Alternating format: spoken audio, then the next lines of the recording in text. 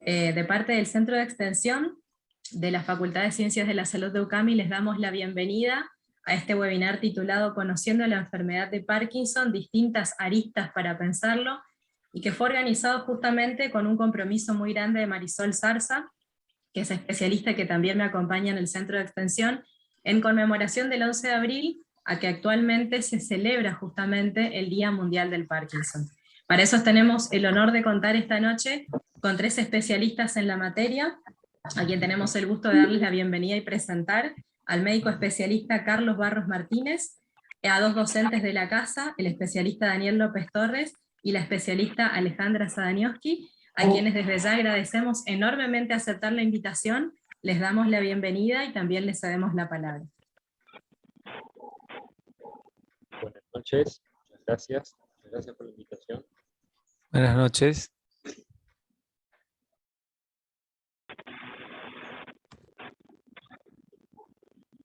Cuando digan, podemos arrancar.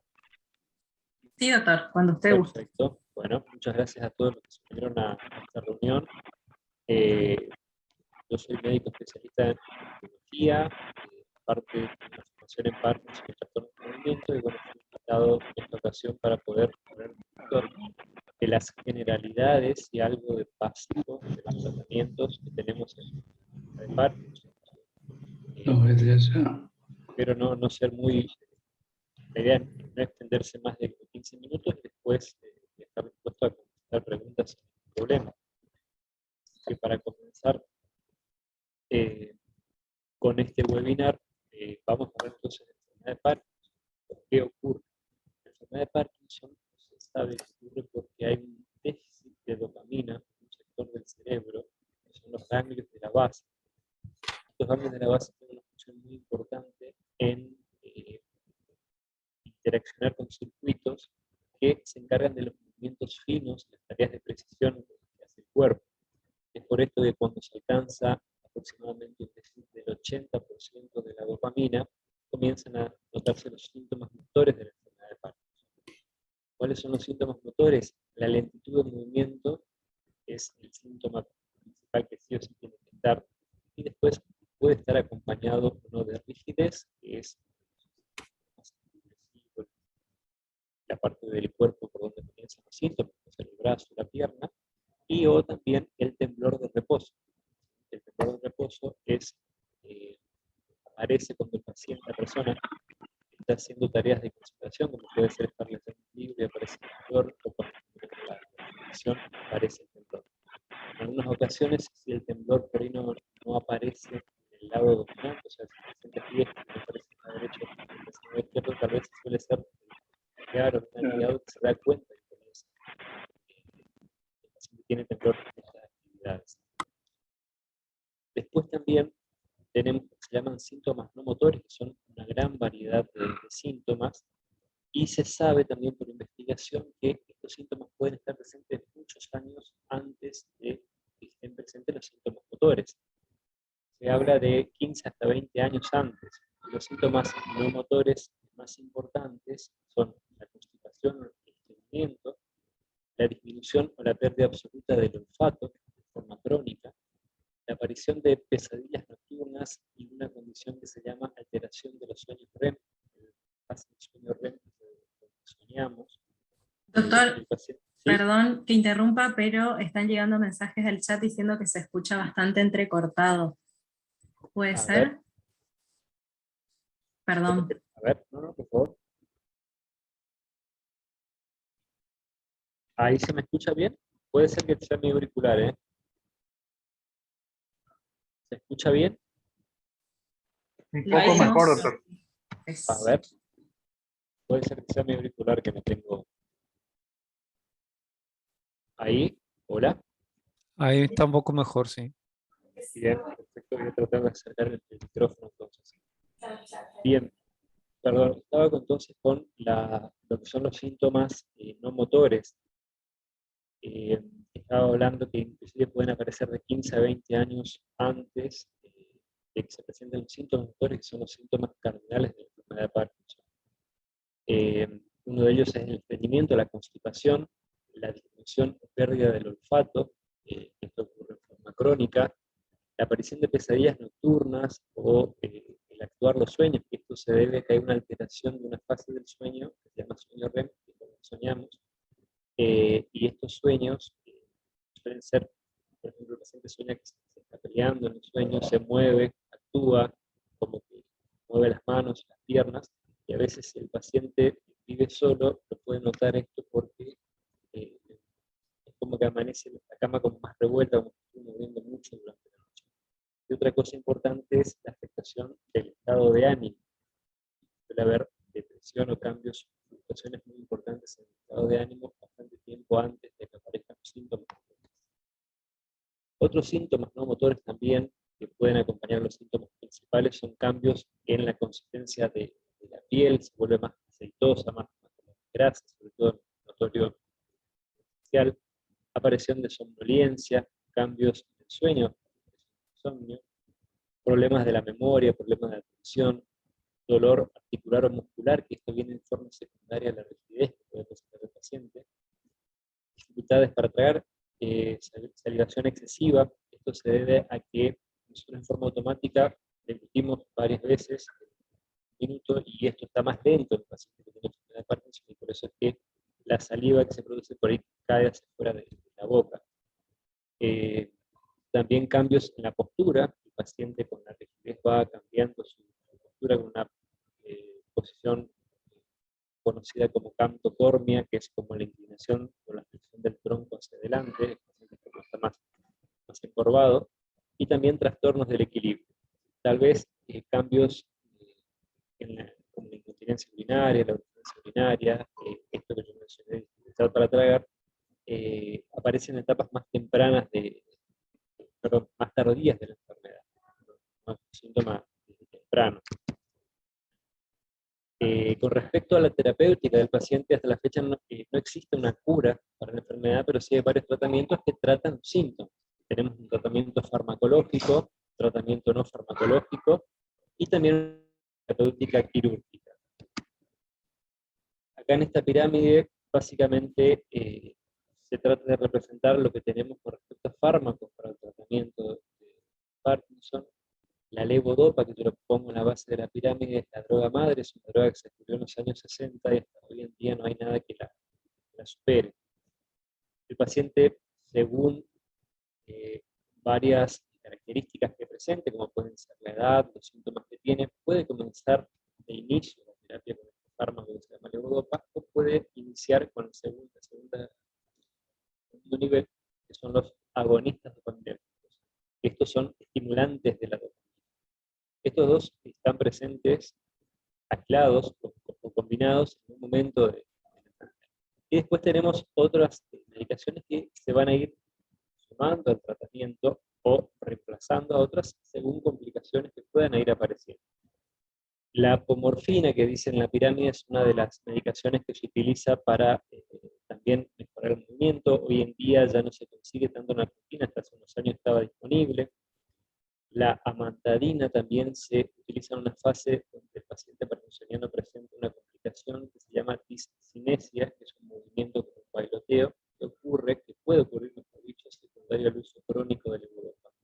Y después, en el último escalón, en el último nivel de la pirámide, aparecen drogas como la quetiapina, el donepezil y la paroxetina, que son fármacos para tratar problemas de la conducta, de la memoria o trastornos depresivos que aparecen en el paciente parkinsoniano.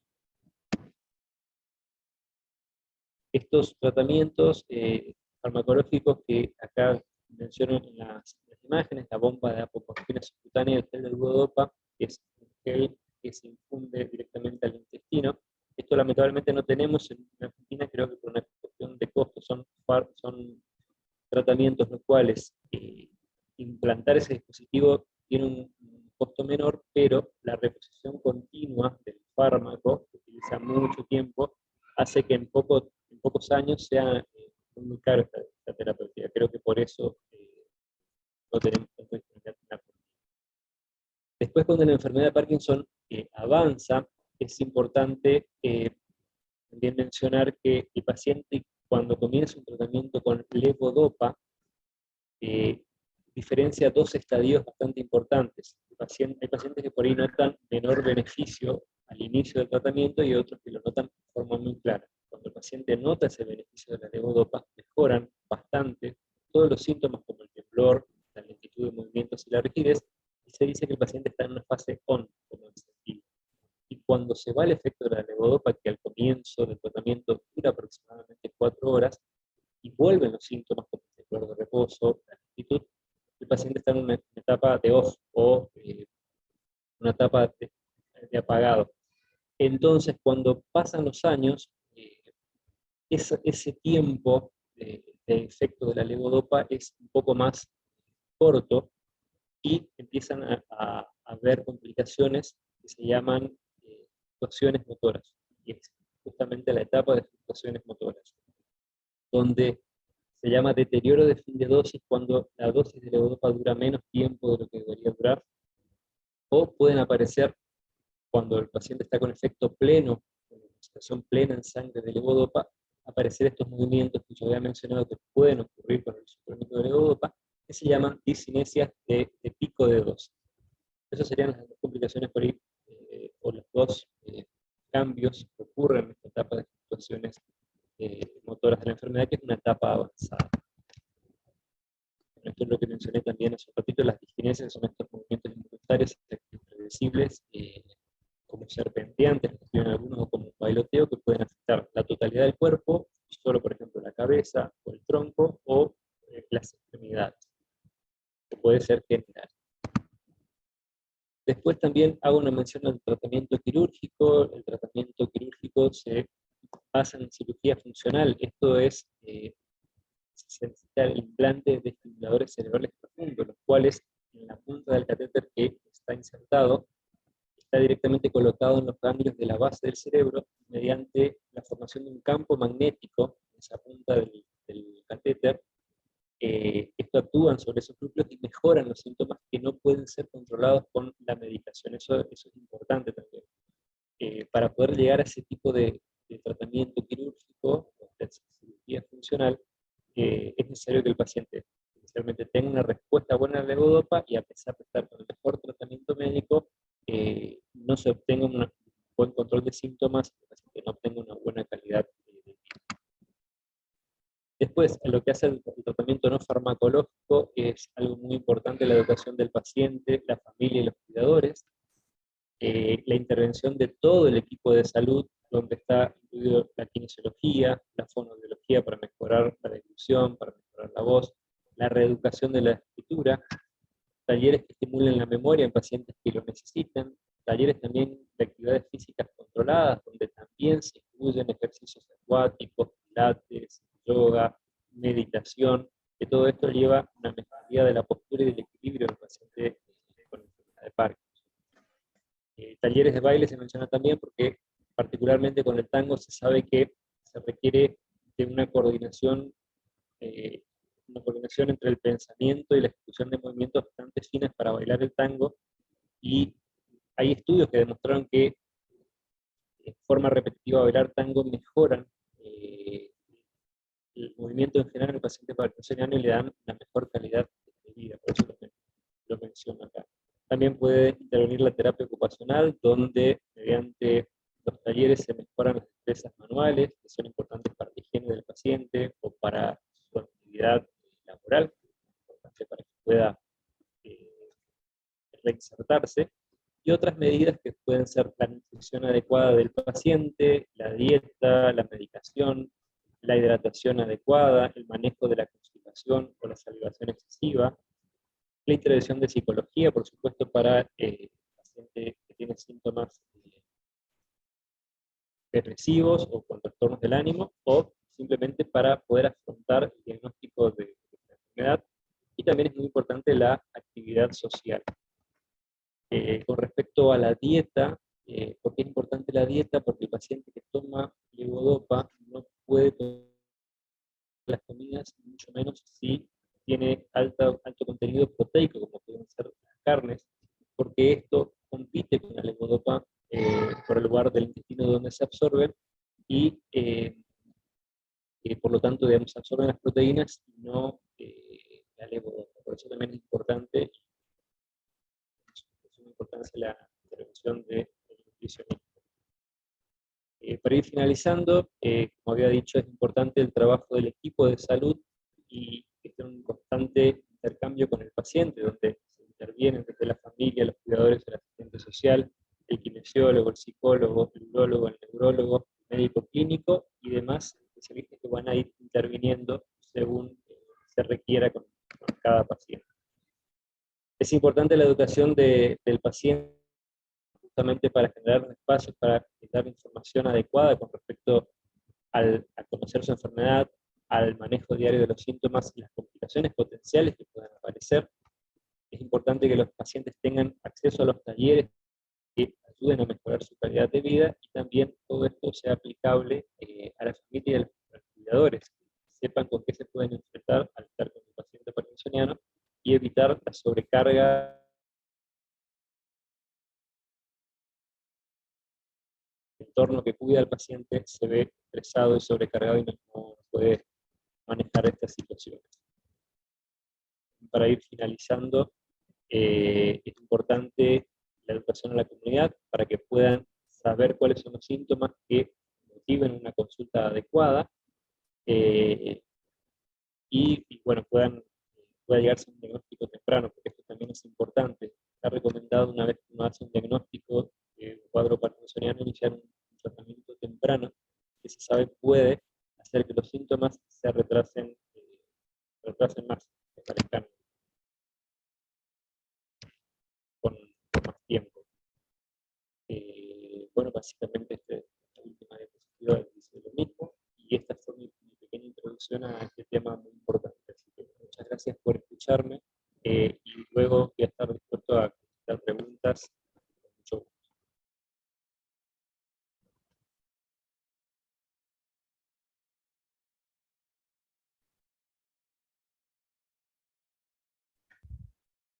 Bueno, muy bien, continúo yo con la actividad física, ¿sí? Como una parte del tratamiento no farmacológico. Voy a compartir pantalla. Mm, sí, ahí pueden ver bien, sí, ¿no? Perfecto, Daniel. Bueno, entonces vamos a ver esta enfermedad del Parkinson y cómo afecta sobre todo al movimiento, ¿no? Las características que tiene esta enfermedad, vista desde nuestra disciplina, es el temblor, el estremecimiento, la rigidez, que se va a manifestar fundamentalmente en la falta de flexibilidad de los músculos y la reducción de la amplitud de los movimientos en las articulaciones, la bradicinesia, que es la dificultad para iniciar los movimientos, la torpeza de los movimientos voluntarios y también la lentitud, y las alteraciones de la postura y del equilibrio. Esos son los síntomas que desde la motricidad podemos observar más patentes, más visibles, y que apuntarían todos hacia, obviamente, lo que nosotros en la condición física o la aptitud física hablamos como las capacidades neuromotoras en la actividad física. ¿Cuáles son los objetivos que nos podemos plantear cuando trabajamos en la actividad física saludable? Y acá quiero hacer la salvedad de que cuando trabajamos con personas que padecen Parkinson, vamos a hablar de actividad física saludable, no de cualquier tipo de actividad física ni deporte, sino que tiene que ser una actividad física que esté orientada justamente a la problemática que tiene en particular esta patología u otras. Así que el profesional que se encargue de esto tiene que estar preparado y tiene que estar, como decía hoy el doctor, trabajar en equipo, ¿no? Con un equipo interdisciplinario para poder atender a las necesidades del paciente. El primer objetivo, podríamos hablar de aplicar procedimientos integrales para lograr un estado óptimo funcional del sujeto. ¿A qué nos referimos con procedimientos integrales? A no atender solamente a un problema puntual, ¿no? Si, por ejemplo, hablamos de que una de las características es el equilibrio, ¿no? O la pérdida del equilibrio. Bueno, habrá dentro de la actividad física ejercicios o actividades para estimular el equilibrio, para trabajar esa capacidad, pero vamos a atender a otras cuestiones, ¿no? Que tengan que ver con otras capacidades como lo cardiorrespiratorio, como la fuerza y la masa muscular, la flexibilidad, la amplitud del movimiento. Es decir, no vamos a actuar solamente sobre puntualmente una deficiencia, sino que pueda marcar la enfermedad, sino que vamos a tratar de hacer un trabajo integral para que la persona pueda funcionar en su hogar, en su comunidad, de la mejor manera, de la manera más apropiada y eficiente, con todas sus capacidades residuales. Ese podría ser un objetivo, ¿no? Otro objetivo es adaptar funcionalmente al sujeto, sobre todo para poder actuar con independencia en las actividades de la vida diaria. ¿Cuáles son las actividades de la vida diaria? Para nosotros en la actividad física saludable, las actividades de la vida diaria, sobre todo las básicas, tienen que ver con la supervivencia, ¿no? El poder alimentarse, asearse, vivir y manejarse en el contexto donde la persona se desenvuelve con autonomía, tratar de que pueda tener una vida o una calidad de vida que le permita ser autónomo y poder satisfacer sus propias necesidades y que no necesite la asistencia o que la asistencia que necesite sea mínima, que no pierda su independencia y su capacidad de movimiento. A eso nos referimos con esta adaptación funcional. Otro objetivo, podríamos hablar de aspectos generales que no solamente van a estar en relación con el movimiento, o con la motricidad o el ejercicio, sino que tienen que ver también con el bienestar, ¿sí? Con el placer que genera hacer actividad física, con la motivación que esto puede despertar en los sujetos, con hacer una actividad en grupo que le permita sociabilizar, que le permita compartir con otros y fundamentalmente, como decía también hoy el doctor, poder atenuar por ahí alguna situación depresiva que pueda tener el sujeto por la misma enfermedad. Que se pueda manejar independientemente, disminuir el riesgo de caídas y que esto de alguna manera pueda hacerlo que funcione sin la asistencia de otras personas, acompañando, como dice ahí, el tratamiento medicamentoso y sobre todo en el momento más on del medicamento para que pueda hacerlo de la manera más eficiente. También nos podemos plantear o podemos observar que la actividad física tiene muchos beneficios. Acá, en esta diapositiva, yo traté de plasmar algunos y pensar que los beneficios de la actividad física saludable para la persona que padece Parkinson no son muy diferentes a lo de de cualquier sujeto que padece cualquier otra enfermedad crónica no transmisible o de cualquier adulto sano o adulto mayor sano que haga actividad física. Por eso vamos a ver que por un lado, ahí está marcado que disminuye el riesgo de enfermedades crónicas. Podemos pensar que esa persona que padece esta enfermedad pueda tener asociado algún problema cardiovascular, algún tipo de enfermedad metabólica también, diabetes, hipertensión. Entonces disminuye el riesgo de estas enfermedades crónicas no transmisibles.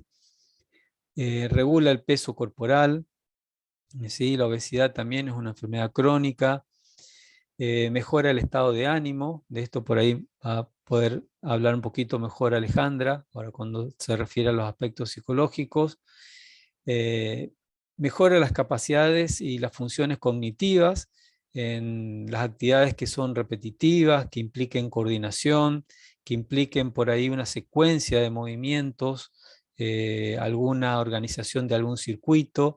Eso va a mejorar esa capacidad de las distintas áreas del cerebro, no solamente el área motora, para poder coordinar y estimular estas áreas del cerebro. También va a reducir la fatiga y los dolores que se relacionan con la patología, y vamos a ver la mejora en las capacidades de la condición física, ¿no? La fuerza, la resistencia, la flexibilidad, relacionadas con el aumento de la masa muscular, con lo cardiorrespiratorio y con las articulaciones y los músculos. Para ir cerrando, vamos a ir viendo algunas recomendaciones que podemos dar para la actividad física saludable.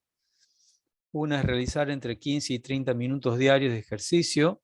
Tengan presente que los 30 minutos de actividad física se les recomienda a todos los sujetos adultos. Es una recomendación de la Organización Mundial de la Salud para hacerla durante 5 días a la semana, sumar 150 minutos por lo menos de actividad física saludable. Realizar ejercicios a ritmo lento, progresivo, rítmico, que de alguna manera sean seguros, evitando el riesgo de caídas, evitar la fatiga también. Entonces pueden ser ejercicios obviamente planificados que tengan pausas intermedias, que tengan circuitos que se puedan ir alternando momentos de actividad con momentos de descanso. Ejercitar, como decíamos hoy, en el periodo ON, donde el tratamiento farmacológico está funcionando y la persona puede moverse más fluidamente y está menos rígido.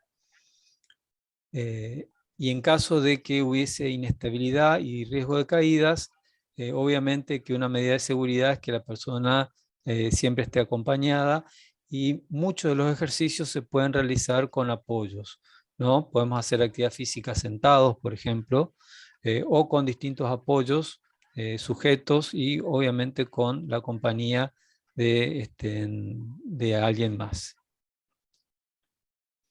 La actividad física debe ser sistemática, es decir, no debe ser esporádica, debe ser dentro de un programa que busque cumplir los objetivos, alcanzar logros, que tenga cierto grado de exigencias que se puedan alcanzar con una progresión, obviamente adaptada a esta patología, a la edad del sujeto y a la condición física de cada uno de. Por eso tiene que ser un programa individual de actividad física.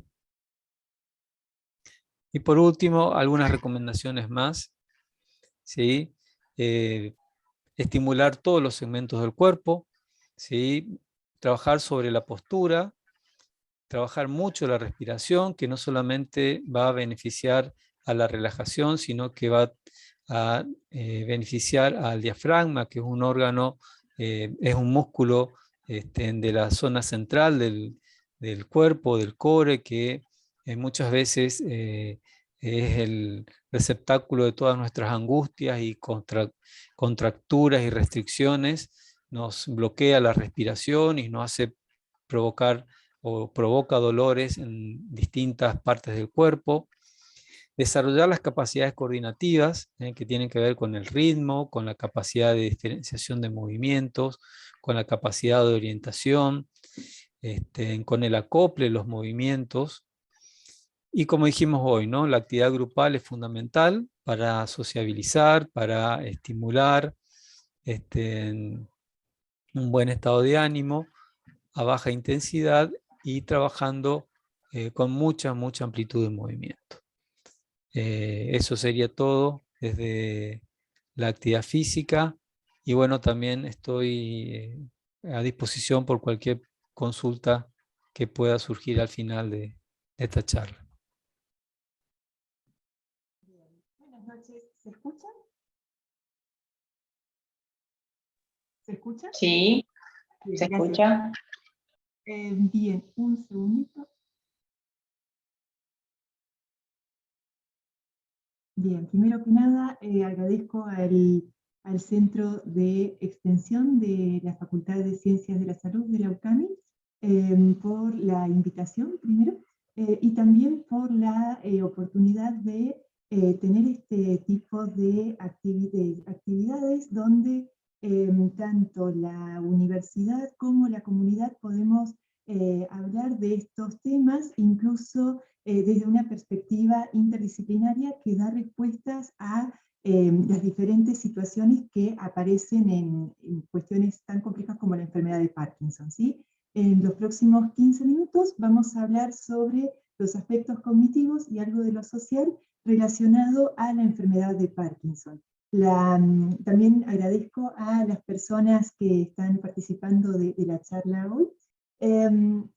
Y como les decía, los temas que vamos a abordar para ver estos aspectos cognitivos que tienen que ver con cómo se va desarrollando o cómo van, digamos, cuáles son las características a nivel intelectual de las personas, esta cuestión de la inteligencia, de cómo podemos hacer para relacionarnos con otras personas y seguir aprendiendo. Esta charla, les decía, está organizada en 3 ejes. Primero vamos a ver los aspectos cognitivos de la enfermedad de Parkinson puntualmente, después la importancia del entorno del paciente con enfermedad de Parkinson, y finalmente algunas sugerencias para personas con enfermedad de Parkinson y su entorno.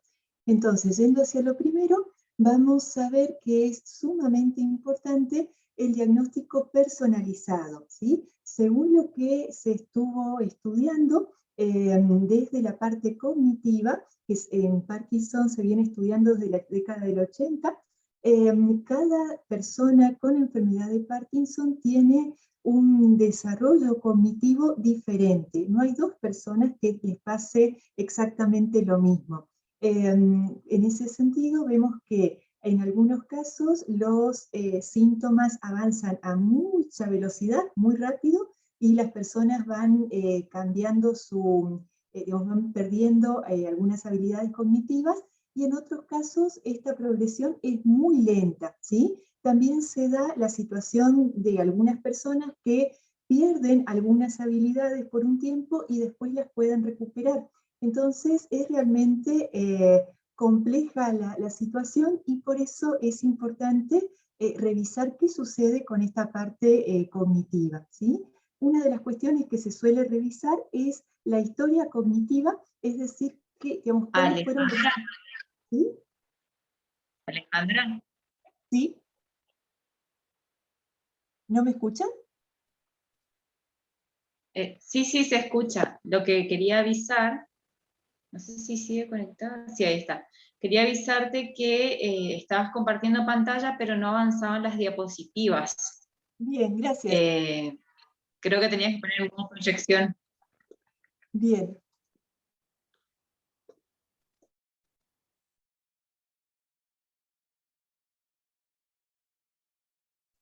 Bien, ahí se está viendo. Ahora sí, Ale. Gracias. De última, vamos haciendo de a poco, ¿sí? Les decía entonces que es fundamental conocer la historia cognitiva, que tiene que ver con la historia académica, es decir, si la persona digamos, tuvo su educación formal y hasta qué nivel, pero también todos los otros aprendizajes, como por ejemplo si la persona conoce otros idiomas, si maneja o algún otro tipo de lenguaje también, si tuvo formación musical, formación artística, o sea, todo lo que va enriqueciendo la vida cognitiva y esta posibilidad de conocer de diferentes maneras y aprender sobre la comunidad, ¿sí? En ese sentido es fundamental digamos, conocer cuál es la actividad cognitiva actual y qué planes tenemos hacia futuro, ¿sí? ¿Qué significa esto? Que conviene revisar qué es lo que está haciendo ahora la persona y cuáles serían las expectativas que queremos lograr. En ese sentido, es fundamental ser realistas, digamos, tener muchísima esperanza y a la vez también ser realistas, cosa que las expectativas justamente nos motiven a continuar y vayamos viendo pequeños logros a lo largo del tratamiento y de la enfermedad, ¿sí? ¿Me podrían confirmar si se ve la diapositiva ahora, que cambió? Bien, gracias. Entonces, como les decía, digamos, dentro de lo que es la enfermedad de Parkinson hay estudios que encontraron una diversidad muy amplia, ¿sí? Pero básicamente podríamos decir que la enfermedad de Parkinson afecta a las funciones ejecutivas, ¿sí? Que son un conjunto de herramientas a nivel de la inteligencia que nos permiten llegar a la meta, ¿sí? Hay un autor que se llama Miyake y sus colaboradores en el año 2000 encontraron que hay 3 funciones ejecutivas básicas que justamente favorecen esto y son la posibilidad de cambiar el foco atencional de manera rápida, es la posibilidad también de inhibir distractores y es la posibilidad de actualizar la memoria de trabajo, ¿sí? Entonces, estas son las funciones que justamente entre las 3 nos ayudan a alcanzar un objetivo que con la enfermedad de Parkinson en la mayoría de las personas se comienza a ver afectada y va avanzando. Entonces, una de las sugerencias, vamos a ver después, tiene que ver con estas funciones ejecutivas. Otras funciones que también se ven afectadas son las funciones visoespaciales, que tienen nos dan la posibilidad de actuar con el espacio, de ubicarnos, de poder realizar distintos movimientos, planificarlos y demás. E incluso el Parkinson es una enfermedad paradigmática para estudiar algunas teorías nuevas, o bastante nuevas en realidad, sobre esta cuestión, como ser, por ejemplo, la cognición corporizada, que justamente implica la relación que hay entre la inteligencia y el cuerpo, ¿sí? Que, digamos, la evidencia va mostrando que somos realmente una unidad. También comienzan a veces a haber dificultades a nivel de la memoria. Esto no se da en todos los casos, ¿sí? También son ciertos tipos de memoria, no hay una conclusión por el momento, pero pueden haber algunas dificultades con la memoria, sobre todo la memoria relacionada a los procesos. Y en cuanto al lenguaje, sí, recordemos que el lenguaje está compuesto de 2 facetas, podemos decir, el lenguaje comprensivo y el lenguaje expresivo, ¿sí? Dados los síntomas que comentaban al comienzo de toda esta dificultad a nivel de la motricidad y demás, todo lo que tiene que ver con la expresión del lenguaje se va a ver bastante afectado, entonces es necesario dar un tiempito más para que la persona pueda comunicarse. Y también pueden haber dificultades a nivel de la comprensión, pero son menos frecuentes. ¿Qué significa este punto último? Que tenemos que ser muy conscientes, ¿sí? Cuando estamos trabajando o interactuando con una persona con enfermedad de Parkinson, que tal vez la persona no está pudiendo expresarse como siempre, ¿sí? O de manera adecuada, pero nos está entendiendo lo que estamos diciendo, ¿sí? Entonces es sumamente importante tener en cuenta eso, que la comprensión por lo general está conservada. Esta es una imagen, ¿sí? Un gráfico tomado de una de las últimas revisiones que encontré sobre la enfermedad de Parkinson y las cuestiones cognitivas, y vemos que hay, ¿ven el gráfico? Sí, sí se ve. Gracias. Entonces, vemos que hay un eje horizontal, ¿sí? Que va marcando el tiempo, ¿sí? De la izquierda más temprano a la derecha al futuro. Y el deterioro cognitivo va empeorando de abajo hacia arriba, ¿sí? Fijémonos que, y acá hay una línea roja, ¿sí? Que nos marca el momento del diagnóstico. Fijémonos que cuando se da ese diagnóstico puede ser que la persona ya tenga demencia, ¿sí? En el caso que ya haya un deterioro cognitivo avanzado, pero también puede ser que cuando se da el diagnóstico haya una cognición normal, ¿sí? Entonces, el punto de partida es diferente y la progresión también es muy diferente en cada persona, ¿sí? Vemos que hay una línea punteada negra, ¿sí? Que va mostrando justamente esas variabilidades. Hay personas que van muchísimo más rápido hacia una demencia, hay otras que fluctúan y otras que van muchísimo más lento, ¿sí? Un detalle importante que me parece bueno resaltar es esta partecita lila que vemos acá, que representa a las personas la situación de un déficit cognitivo subjetivo, es decir, cuando la persona se comienza a dar cuenta que cognitivamente no está funcionando como siempre, ¿sí? Que se comienza que le está costando articular algunas palabras, que quiere recordar ciertas cuestiones más relacionadas con el movimiento y le cuesta más. Entonces, pero digamos, a nivel subjetivo. Y a veces uno dice, bueno, dormí menos o estoy con una situación de estrés y demás, que eso justamente cruza, ¿no? Cuando uno está con pocas horas de sueño o con un nivel de estrés alto, pueden variar un poquito, disminuir estas funciones, pero cuando eso se da en el tiempo y sobre todo si hay un diagnóstico de enfermedad de Parkinson, conviene acercarse a profesionales que puedan hacer un buen diagnóstico de la situación y un plan de trabajo para continuar, ¿sí? Y ahora sí vamos a ir viendo el entorno del paciente, ¿sí? Cuestión que es sumamente importante para, digamos, cómo va a continuar la vida del paciente o la persona con esta enfermedad.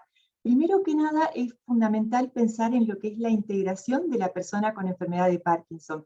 ¿Qué significa? Que la persona debe, digamos, según sus gustos y también según su trayectoria de vida, o sea, si siempre le gustaron las fiestas, está bueno que continúe participando de las fiestas. Ahora, si es una persona que por ahí es más introvertida y prefiere otro tipo de actividades, conviene respetar eso, pero en el grado que la persona prefiera, es importante que esté integrada, ¿sí? Aunque sea con el núcleo más cercano.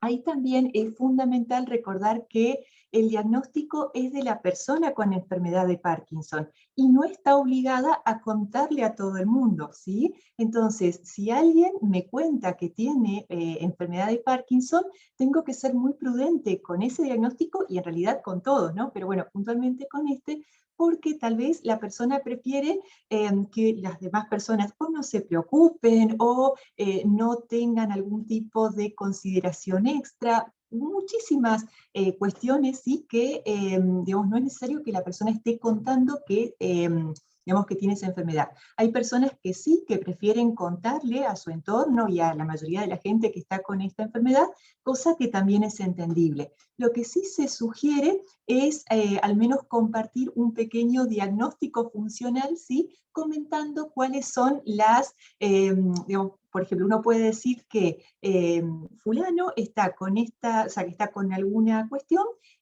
y ahora le va a costar un poquito pronunciar algunas, que le va a costar un poquito la expresión del lenguaje, ¿sí? Es simplemente por ahí mencionan algunos síntomas sin dar el nombre de la enfermedad, si la persona sí lo quiere, y es importante respetar eso.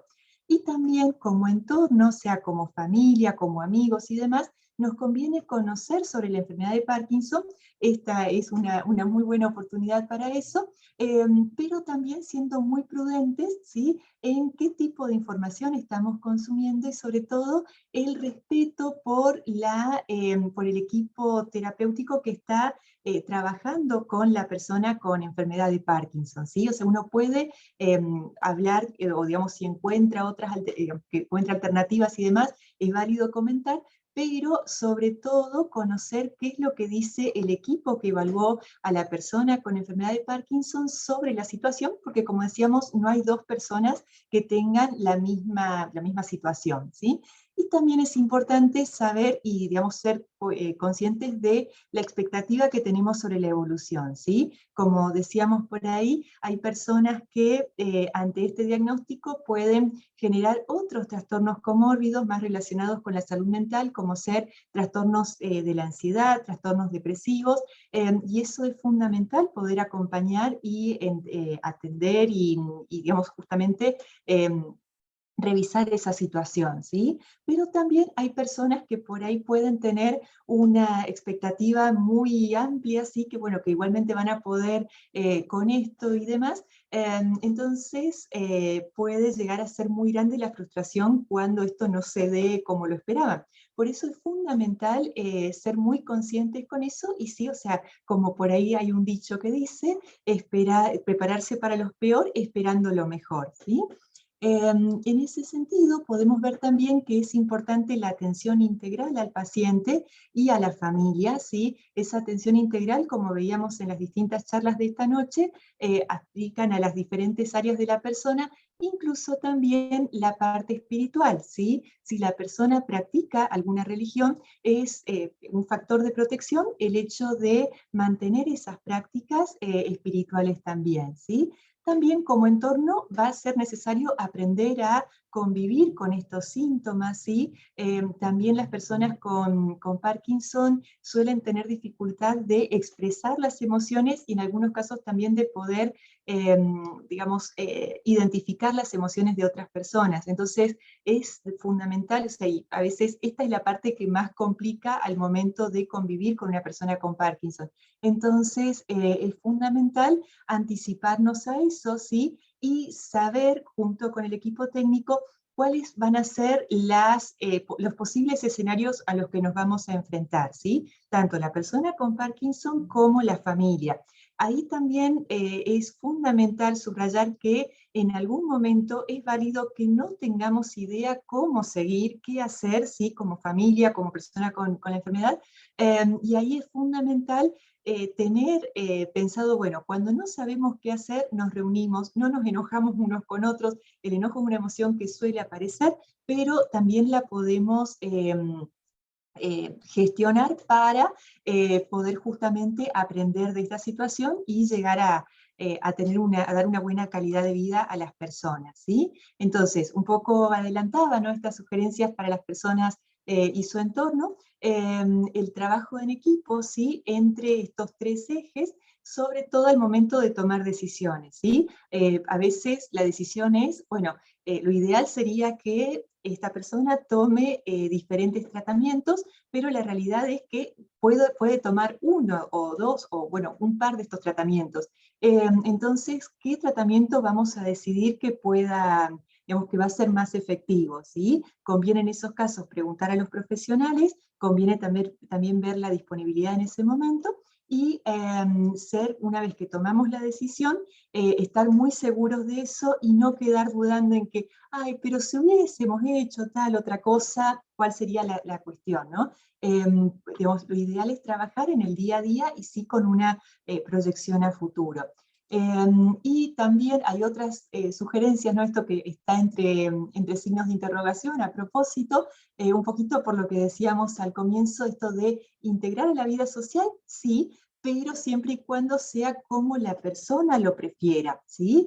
Visitas, lo mismo, ¿sí? Hay personas por ahí en esos momentos más off, ¿sí?, donde la persona está con mayores síntomas más evidentes, a veces prefieren que, digamos, se los deje un poco solos. Ahí sí es importante respetar esa decisión, pero a la vez dar una compañía, o sea, que la persona sepa que a cualquier momento nos puede llamar a tres personas para tener algún tipo de asistencia de lo que fuere, ¿sí?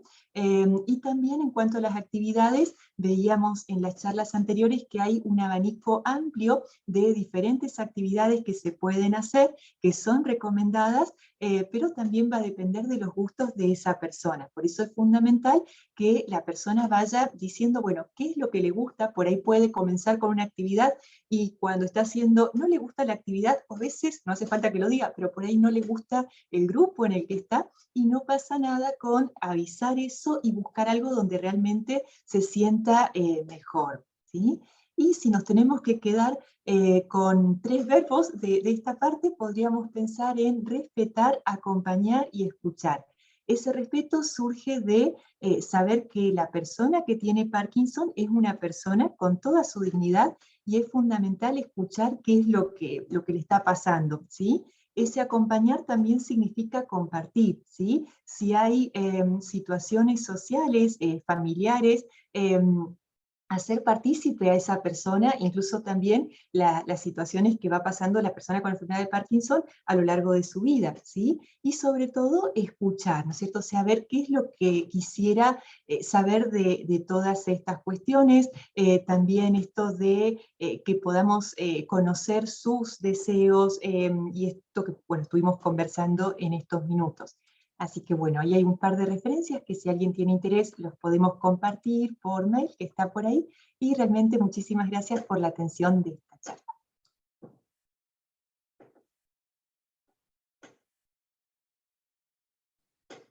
Muchas gracias, Carlos, Daniel y Alejandra. Excelente las charlas de los tres. Les habilitamos un espacio de preguntas, ¿sí? Para que la gente pueda dirigirse, nos dicen a qué profesional y la pregunta, abierto al público.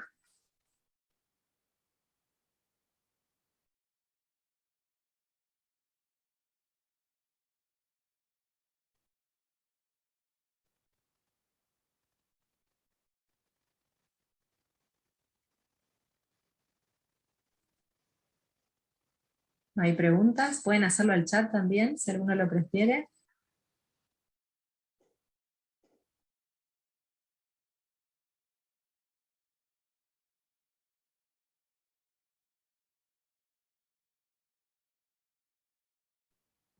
Hola, buenas noches. Me gustaría hacer una pregunta acerca de cómo influye el estrés en que el entorno donde está el paciente con Parkinson, cómo puede progresar la enfermedad ante situaciones de estrés constante. Bien, si les parece, ¿puedo contestar la pregunta? Bien, en ese sentido hay varias investigaciones que muestran que digamos, que de por sí en el entorno, o sea, en los cuidadores que están a cargo del paciente, va a haber mayor estrés, ¿sí? Por eso es fundamental que, y gracias por la pregunta, porque por ahí faltó decirlo en la charla, es fundamental que las personas que cuidan a las personas con Parkinson tengan también algún tipo de atención, algún tipo de apoyo y actividades justamente para poder llevar esa situación, ¿sí? No encontré evidencias que a mayor estrés en el ambiente haya mayor probabilidad o mayor progresión rápida y demás. No encontré evidencias de eso, por ahí por sentido común podemos pensar que podría ir por ahí, ¿sí? Pero en cuanto a las evidencias no encontré algo que diga eso, sí la importancia de cuidar el entorno y sobre todo anticipar que van a haber momentos muy difíciles, entonces es fundamental estar, digamos, unidos como familia o como entorno, ¿sí? Gracias. También me gustaría hacer una pregunta al señor Daniel López Torres. Si hay algún lugar específico acá en la ciudad de Posadas donde brinde esa actividad específica para pacientes parkinsonianos, donde puedan estimular en realidad todas las cuestiones cotidianas de movimientos finos, el habla, la capacidad motriz también, si hay un lugar específico acá en Posadas. No, en Posadas no. Yo por lo menos no tengo conocimiento. Se debería ya, así como muchas enfermedades que hoy mencioné, crónicas no transmisibles, en este caso el Parkinson debería tener, si lugares, salud pública se debería dedicar a crear grupos, ¿no? De atención a las personas que padecen esta enfermedad, pero por lo menos yo no tengo conocimiento. Creo que no hay ningún lugar. Podríamos indicar un centro de kinesiología entonces en este caso. Y posiblemente sí, en algún centro de kinesiología podría ser, o contactando con algún profesional que pueda trabajar en forma particular. Claro, muchas gracias. No. Transmito otra pregunta que se hizo a través del chat. Fabiana pregunta si la enfermedad es genética y si hay una edad general en que comienza a manifestarse. Bien, me toca contestar a mí.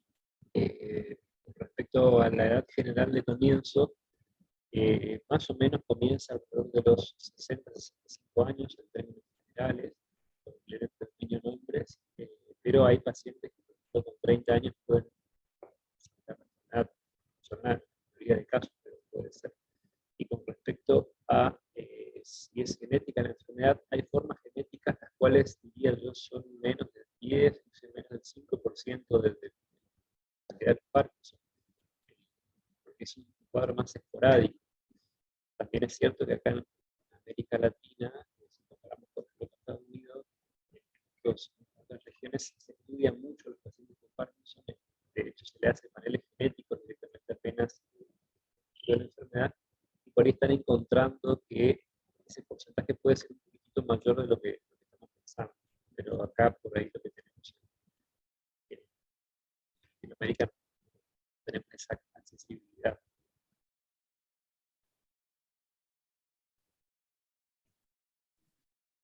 Una pregunta más. Sí, en el chat, sí, ¿hay algún estudio que se pueda realizar para un diagnóstico precoz? Preguntan. Hasta hoy en día el diagnóstico de enfermedad de Parkinson es clínico, eso quiere decir que lo hace el psicólogo con lo que cuenta el paciente y con lo que encuentra en el examen minucioso del sistema parkinsoniano, que se busca los síntomas extrapiramidales con mucha más muy sutil, y eso es lo que hace el diagnóstico del día. No hay una imagen característica en la resonancia del cerebro, por ejemplo, pero no hay una prueba de laboratorio que haga el diagnóstico hoy en día. Perdón, Jacqueline, hay una pregunta referida a la fatiga también. Sí, creo que se refiere a la actividad física. La fatiga hay que considerarla como cualquier otra actividad física, pero en este caso como el deterioro está más en lo neuromotor, el sistema nervioso se fatiga, ¿no? Y la persona además puede tener asociado dolores musculares o rigideces. Entonces las pausas son importantes para que no haya una acumulación de fatiga que haga que ese trabajo de actividad física, en vez de ser un beneficio, sea un perjuicio.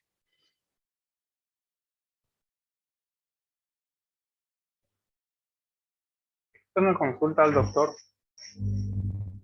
¿De qué depende que avance mucho o poco el Parkinson? O sea, más allá de que al detectar la enfermedad, o sea, puede ser que por más que hagamos todo lo que por ahí estamos escuchando, puede avanzar rápido. Se entrecortó un poquito, ¿Se entiende? pero sí, se entrecortó lo último, pero entiendo la pregunta de qué depende de que avance más rápido o no.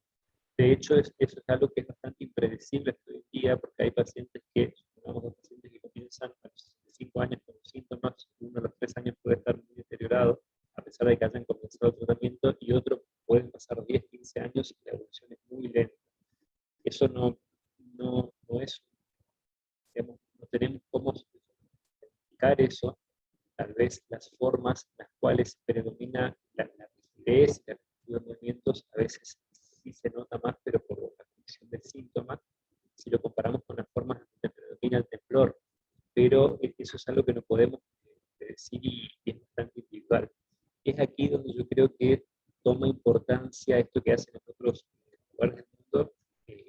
A veces sí se sabe que algunas formas genéticas pueden tener una progresión más rápida, más lenta, y es en una de las circunstancias donde serviría tener a los pacientes estudiados desde el punto de vista genético. Gracias. Y un par de preguntas más en el chat. Si se me pasa alguna, me avisan, por favor. Una de las preguntas consulta si los tratamientos quirúrgicos se realizan en el país, y otra tiene que ver con si el tratamiento farmacológico con levodopa puede producir efectos adversos. Perfecto. Sí, los tratamientos quirúrgicos de la cirugía funcional se hacen en Argentina, se hacen en Buenos Aires, o a veces también en diferentes puntos del país con profesionales altamente entrenados en cirugía funcional. Acá en Misiones estamos esperando que en los próximos años se pueda realizar la cirugía acá.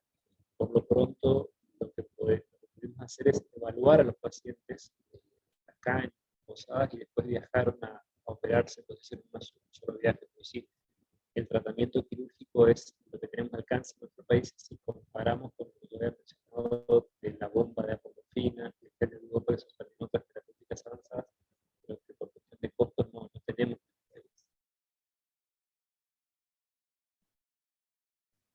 Y Doc, ¿qué porcentaje de mejora tiene el tratamiento quirúrgico? ¿Qué Tratamiento porcentaje de quirúrgico, mejora tiene el tratamiento? sí, Ajá. sí, a ver, todo depende del síntoma por el cual se indicó, pero por lo generalmente son, digamos, espectaculares. Cambian del 80 a casi el 100% en muchos de los pacientes, sobre todo si se aplican por una condición que se llama cinesia, que es el efecto adverso de la levodopa, que es refractario al tratamiento oncológico, mejora muchísimo. Justo acá no viene al caso, pero hay, digamos, uno compara un video de un paciente antes y después, es radical el cambio. Y lo mismo, los pacientes tienen una etapa avanzada, que también depende de la edad quirúrgica, ¿no? Si los síntomas no mejoran con la levodopa, a veces la estimulación del núcleo subtalámico y lateral por estos métodos hacen que el paciente cambie muchísimo, inclusive pueda bajar la dosis de levodopa.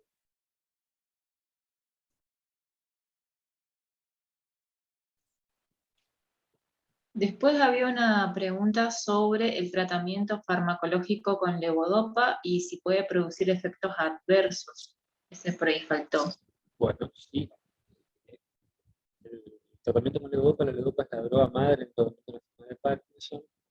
Se sabe que entre los dos, más o menos, entre los 2 y 8 años que se comienza a hacer el tratamiento, un porcentaje, 40-50% de los pacientes pueden desarrollar las complicaciones inducidas por la levodopa, que son las discinesias, este tipo bailoteo, que empiezan de forma progresiva. Eso puede ser por ahí más conocido, pero también pueden generar alucinaciones, porque es básicamente dopamina y el paciente recibe en forma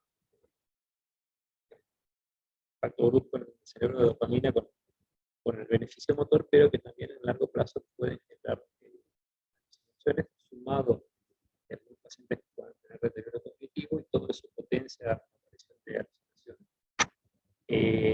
Cuando recién comienzan el tratamiento, puede ser que el paciente tenga sensación de presión baja, náuseas, que eso se evita con premedicación, fármacos prokinéticos, y titulando en forma muy lenta la medicación. El paciente no comienza con el tratamiento con levodopa con dosis plena, porque le caería muy mal, sino que va en el transcurso de por lo menos 15 o 20 días, escalando lentamente hasta llegar a la dosis que necesita.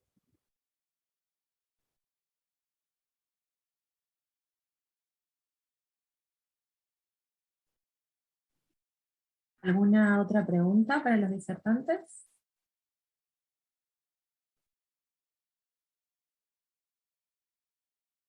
Por mi parte quería agregar, si quieren puedo dejar en el chat mi correo electrónico, lo que les había dejado en la presentación. Estoy dispuesto a contestar las preguntas que quieran hacer. Paso a otra pregunta que está en el chat. Con respecto a la estimulación de la memoria, ¿qué actividades serían recomendables para realizar en el entorno del hogar? No sé si quieren que conteste yo o Alejandra. ¿Se escucha? A veces demora un poquito cuando tengo silenciado, pero si esperamos un par de segundos, mejora, ¿sí? Si no, tengo el plan B, pero bueno, ahora se escucha mejor. Ahí se escucha. Bien, gracias. Decía que recordemos que por ahí la memoria es una de las funciones que no está, digamos, por lo general tan afectada, ¿sí? Igualmente, en ese sentido, conviene realizar, digamos, también conviene hacer un buen diagnóstico y ver qué tipo de memoria están más comprometidas, ¿sí? Si pensamos, por ejemplo, lo que decíamos por ahí son cuestiones más relacionadas con el movimiento y demás, entonces conviene recordar en familia algunas anécdotas y demás.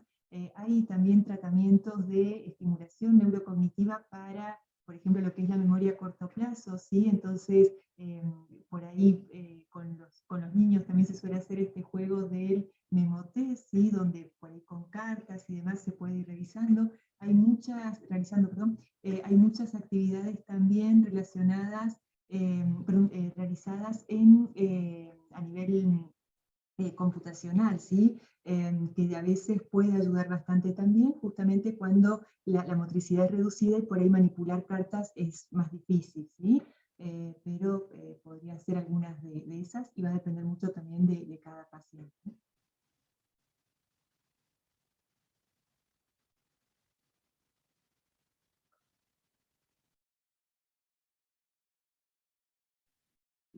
Bien, ¿alguna otra pregunta? Ahí el doctor pasó su correo electrónico al chat para quien quiera agendarlo.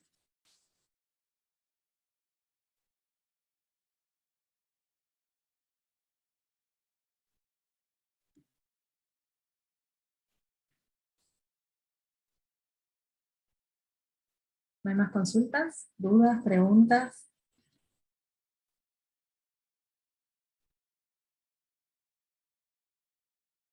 Claramente es una enfermedad que ha despertado mucha atención del público porque esto lo han demostrado las preguntas y el interés general de todos, a los que agradecemos también. Si nadie tiene más consultas, les agradecemos enormemente por haber participado y por haber estado hasta este momento, hasta última hora del día, que sabemos que todos deben estar cansados, así que gracias por participar. Y nuevamente muchas gracias a los disertantes también por su tiempo y por aceptar la invitación. Gracias Sí, por la va a estar invitación. a ustedes. También Te preguntan si... quería felicitarle a mis colegas, que es muy interesante desde el punto de vista sociológico y psicológico, porque la verdad es muy interesante por ello, desde el punto de vista médico, uno no presta tanta atención a eso y es muy interesante poder interaccionar en el proceso, en aspectos en profundidad, ¿no?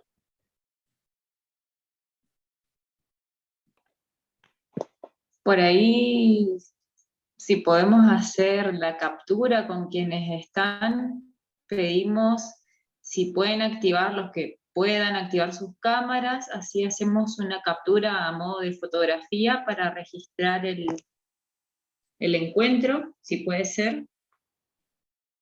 Mientras voy comentando que sí, la grabación, se está grabando el encuentro y va a estar disponible después en el canal de YouTube de la UCAMI a disposición para quien quiera verlo, ¿sí?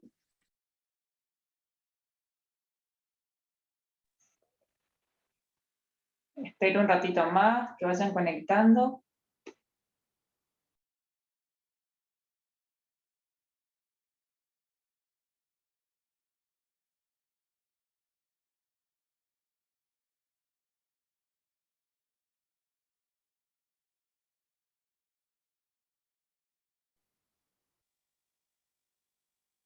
Bueno, parece que son todas las cámaras que están conectadas, así que hagan una linda sonrisa. Voy a hacer como un fotógrafo a la cuenta de 3. Hago la captura. 1, 2, 3. Una más, por las dudas. 1, 2, 3. Y ahí está la captura. Muchas gracias. Gracias por su buena predisposición. Muchas gracias a todos. Gracias a Tengan buenas todos. noches. Buenas noches.